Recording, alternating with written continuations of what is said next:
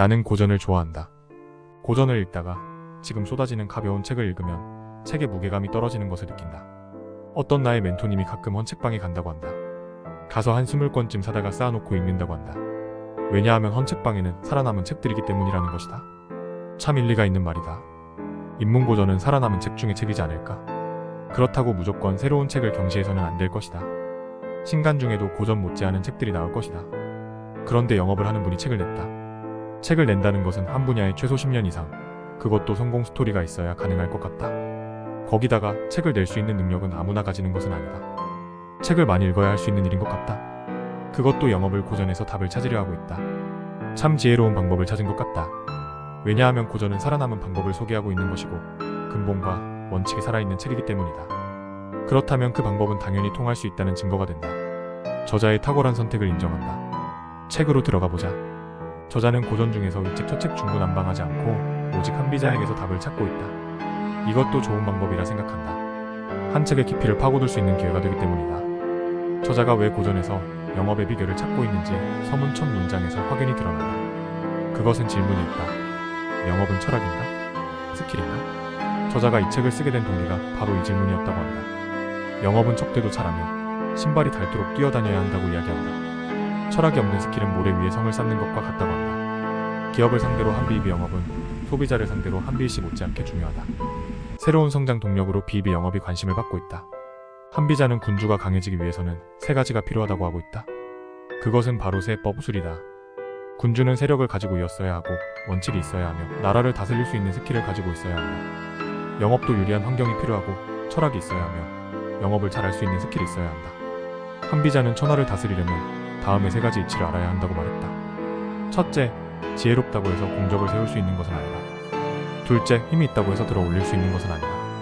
셋째, 강하다고 해서 이길 수 있는 것이 아니다. 위치를 알아야 한다. 열심히 하고도 성과를 올리지 못하는 사람이 있는가 하면 적은 힘을 들이고도 성과를 내는 사람이 있다. 장자에 보면 탁월한 포정이 문해군을 위해 소를 잡는데 솜씨가 좋은 소잡이가 19년이나 된 칼이 방금 간 것처럼 날카롭다.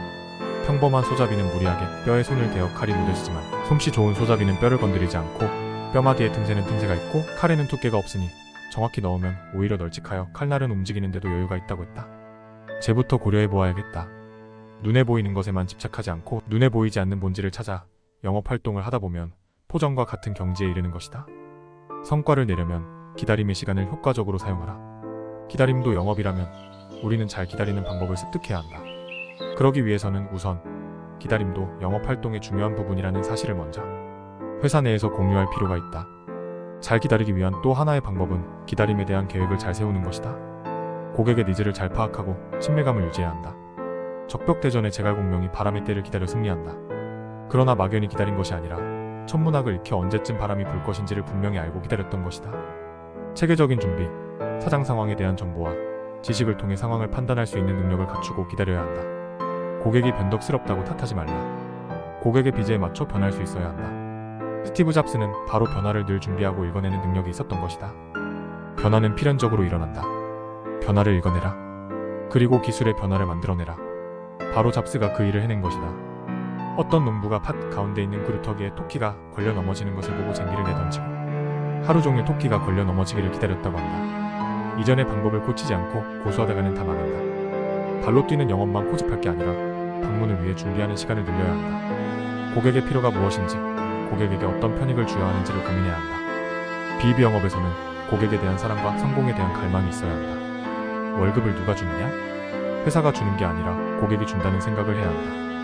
하버드 대학교의 제럴드 잘트만 교수는 말로 표현되는 사람의 니즈는 5%에 불과하다. 라고 말한다. 고객의 마음을 블랙박스에 비유하기도 한다.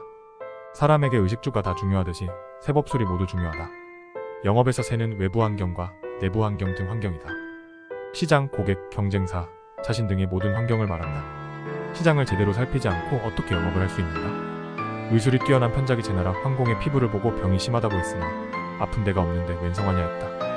그러나 10일마다 아련할 때마다 구했으나 듣지 않자 진나라로 도망을 했다. 피부만 보고도 죽을 것을 알고 문책을 받을 것을 알고 피신한 것이다. 외부 환경도 피부만 보면 알듯이 알아내야 한다. 그러나 속이 안 아프듯이 수익이 잘 나는데 뭐가 문제냐 했다가는 회사는 망하고 만다. 영업이익을 위한 두 번째 열쇠는 법이다. 법이란 원칙 즉 고객이다. 고객 만족을 통해 기업의 이익을 창출하자는 것이다. 고객에게 기업의 가치를 전달하는 것, 고객의 성공이 기업의 성공이 되는 것 등의 원칙을 잘 전달해야 한다. 밴들리 대학교 마케팅 교수인 라젠드라 시소디언은 위대한 기업을 넘어 사랑받는 기업으로 해서 고객으로부터 사랑받는 기업의 주가 상승률은 S&P 500 기업 대비 8배 이상이었다라고 주장했다. 세 번째 열쇠는 술이다. 여기서 술이란 성과를 낼 수 있는 기술을 의미한다. 고객과 협상하는 방법, 커뮤니케이션, 고객과 관계를 형성하는 기술 등이다. 영업 비결 셋 중 첫째 세에 대해 알아보자. 은나라 마지막 왕인 주임금이 상하로 젓가락을 만들라고 명령했을 때 임금의 숙부이자 태사인 기자가 은나라가 망할 것을 예언했다. 상하 젓가락은 물소불과 옷그릇에 어울리며 옷그릇은 약, 코끼리, 표범 등의 뱃속 새끼로 요리한 진귀한 음식을 담아야 하고 비단 옷 9겹으로 입고 고대강실 화려한 궁궐에 앉아야 하니 결말은 뻔하지 않은가 했다고 한다. 영업의 변화의 전초는 여러 곳에서 나타난다. 훌륭한 영업사원은 변화의 전초에 민감해야 한다. 그리고 대처해야 한다. 이렇게 하려면 첫째, 시장에 대한 깊은 관심을 가져야 한다. 둘째, 고객을 사랑해야 한다. 셋째, 꾸준히 독서를 해야 한다. 삼각 팬티가 일본의 사쿠라이 여사가 손자가 무릎까지 내려오는 팬티로 고생하는 것을 보고 안타까이 여겨 만들었고 그것이 상품화되어 피트를 친 것이다. 모든 것이 고객 사랑에서 나온다. 나이키의 상대는 닌텐도다. 게임을 하면서 운동을 하지는 않을 것이니 닌텐도가 경쟁사가 되는 것이다. 기업의 발전을 위해 다양한 노력이 필요하다. 닛산 자동차와 르노 자동차 간의 설계 및 부품 조달을 통합하기로 결정하여 주력 생산 라인인 소형차 300만 대에 대해 부품 공용화를 추진해 신차 개발 비용을 30% 정도를 절감했다. 협력이 승부의 기회가 된다. 자기 기업이 우월하다고 생각한 기업은 10%만 살아남았다. 늘 지피지기백 전불패 심정으로 준비해야 한다. 영업 비결 두 번째, 법에 대해 알아보자. 많은 기업들이 고객 만족을 외치지만 진정으로 고객을 만족시키고 있는지는 다시 한번 검토해 보아야 한다. 고객 만족은 기업에서 숫자로 평가하는 것이 아니라 고객이 마음으로 느끼는 것이다. 글로벌 컨설팅 업체에서 기업과 고객에게 고객 만족도 조사를 시행했는데 기업 경영진들의 80%가 고객 만족을 실현하고 있다고 답변한 반면 그 기업의 고객들 중 8%만이 만족하고 있다고 답변했다. 얼마나 심한 편차를 드러내는지 알 수 있다. 나는 고객들을 만족시키고 있는가? 진심으로 고객 입장에서 늘 살펴야겠다. 애플이 창의력으로 고객을 즐겁게 해주겠다는 노력이 2002년 10달러에 머물던 주가가 2013년 500달러 수준에서 거래되고 있다. 비비 영업사원은 제품만 파는 것이 아니다. 영업은 네 가지를 팔아야 한다. 첫째, 제품을 파는 것이다. 둘째, 가치를 파는 것이다. 셋째, 사람 즉 영업사원을 파는 것이다. 넷째, 회사를 파는 것이다. 이 네 가지에 다 자신이 있어야 한다. 제품만 만들지 가치나 영업사원 즉 사람을 제대로 키우지 않고 회사가 왜 만들어졌는지에 대한 것이 전혀 없다면 영업은 그야말로 영업에서 끝난 것이다. 불을 이기는 것은 물이다. 그러나 불이 물을 이기는 방법이 있다. 물과 불 사이에 가마솥을 두는 것이다. 그러면 물은 데워지고 끓어 증발하며 불은 활활 타올라 물이 불을 이길 수 있는 이치를 상실하고 만다. 영업사원이 고객을 이기지 못한다. 고객이 물이라면 영업사원은 불이다. 그러나 고객과 영업사원의 주된 쟁점인 가격을 어떻게 그 가격이 형성될 수밖에 없는지에 대한 설명과 설득이 가마솥이 되는 것이다. 즉 가치 전달을 통해 고객사를 이길 수 있다. 고객사가 원하는 가치 아니 그 이상의 가치를 고객사에 전달할 때만 이기게 된다. 그렇게 하려면 기업이 가지고 있는 철학을 사원들이 느끼게 해야 한다. 위나라 오기가 진나라를 공격하려고 하니 병력이 턱없이 부족했다. 포고령을 내려 수레한 대를 북문에서 남문으로 옮기는 자에게 좋은 땅을 주었고 남문의 것을 서문으로, 서문의 것을 다시 북문으로 명령을 내리고 포상을 했다. 그랬더니 사람들이 앞다투어 그것을 옮겼다. 오기는 진나라를 공격한다. 먼저 점령하는 자는 좋은 땅과 택지를 내릴 것이다. 결국 진나라를 함락시켰다. 결국 기업이 가지고 있는 철학을 느끼게 해야 한다. 느끼고 앞다투어 나서게 해야 한다. 기업의 철학은 첫째, 일관성, 둘째, 정직, 셋째, 고객 참여다. 카톡은 유료화하려던 목적을 가지고 있었으나 6년 동안 적자를 내면서도 고객과의 약속을 지키는 일관성으로 1억만이 넘는 회원을 확보할 수 있었다. 영업 비결의 세 번째는 술이다. 호나라를 정벌하기 전 정나라 무공은 먼저 자신의 딸을 호나라 왕에게 출가시켜 그의 마음을 들뜨게 했다. 그리고 신하에게 어느 나라를 정벌할 것인가 묻자 대사 관기사가 호나라가 적합하다고 했을 때 무공은 관기사를 처벌했다. 이 소식을 전해들은 호나라는 정나라에 대한 방비를 하지 않았다. 그 틈을 타 정나라의 군대는 호나라를 정벌했다. 방법은 문제가 있지만 상대국을 정벌하는 방법을 안 것이다. 협상을 잘하려면 상대방의 감정을 건드려서는 안 된다. 와튼 스쿨 교수인 스튜어트 다이아몬드에 어떻게 원하는 것을 얻는가? 에서 뛰어난 협상가는 상대방에게 거슬리는 발언을 4배 정도 적게 하고 비난은 3배 정도 적게 한다고 한다. 반면에 뛰어난 협상가는 평범한 협상가에 비해 공통사항에 대한 발언을 3배 이상 하고 정보 공유와 장기적 발전에 대한 발언을 2배 이상 한다고 한다. 뿐 아니라 상대방의 말을 많이 들어줘야 한다. 의사결정권을 가져야 한다. 손자병법에 조호이산이라는 정술이 나온다. 즉 호랑이가 산에서 나오면 쉽게 잡힌다는 말이다. 즉 가장 중요한 가격과 결제 조건에는 손을 대지 못하게 하는 것이 좋다. 가격은 절대 고수하되 최선의 대안을 제시하는 것이다. 매출액 증대를 약속하는 것이다. 이 제품을 썼을 때 반드시 매출액이 증대될 것이니 가격은 문제될 것이 없다는 대안이다. 협상은 가격이다. 가격 협상에는 앵커링 효과를 잘 사용해야 한다. 협상 테이블에서 처음 언급된 조건에 얽매여 크게 벗어나지 못한다는 효과를 의미한다. 최초 습득한 정보에 몰입하여 새로운 정보를 수용하지 않거나 이를 부분적으로만 수정하는 행동 특성을 말한다. 나도 활용해보자. 생활 속에서 가격 협상을 많이 하는데 내가 먼저 원하는 가격을 제시해보자. 영업사원은 늘 갑보다는 을의 위치에 서기 마련이다. 늘 주도권을 상대방에게 주고 협상을 하는 입장이다. 그러나 절대 을을 즐겨야 한다. 절대 을이 나쁜 것만은 아니다. 절대 을이기 때문에 상대방의 상황과 마음을 읽어내는 능력도 생긴다. 절대 갑은 상대방에 대해 관심이 없다. 절대 을을 즐기는 방법은 첫째, 갑의 마음을 사로잡아라. 둘째, 갑을 많이 만들어라. 갑이 많을수록 그냥 을 정도가 되지만 적으면 압박감이 크다. 신규 고객을 많이 만들면 부담이 적어진다. 셋째, 몸값을 올려라. 시장과 경쟁사에 대한 정보를 가지고 있고 의사결정 권한도 가지고 있으며 개인적인 역량과 삶의 여유도 가지고 있다면 절대 을 대우는 받지 않을 것이다. 넷째, 자신만의 영업 철학을 가져라. 춘추 전국 시대에 조나라 인상여라는 사람이 있었다. 조나라 해문왕이 매우 희귀한 화씨의 구슬을 손에 넣었다. 진나라 소왕은 15개의 성과 바꾸자고 했다. 거절하자니 위협이 걱정되고 들어주자니 구슬만 뺏길 것을 알고 인상여가 나서서 소왕에게 가서 가로치려 하자 구슬에 흠집이 있다고 소겨대 돌려받고는 소리쳤다.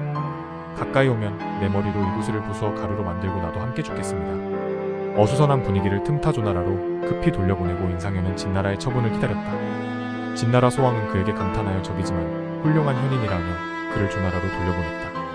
그 후 인상여는 조나라 최고의 장군인 연파의 윗자리에 두었다. 연파 장군은 현장에서 공을 세운 자신을 무시하고 말만으로 자리에 오른 인상여를 질투했다. 인상여는 되도록 연파와 마주치지 않도록 했고 피해 다녔다. 인상여의 측근들이 불평하자 인상여는 나는 진나라의 위력에도 두려워하지 않았던 사람이다. 그런 내가 연파 장군이 두렵겠는가? 지금 강대국인 진나라가 우리 조나라를 침공하지 않는 것은 나와 연파 장군이 있기 때문이다. 우리 둘이 싸운다면 조나라가 위태로워질 것이다.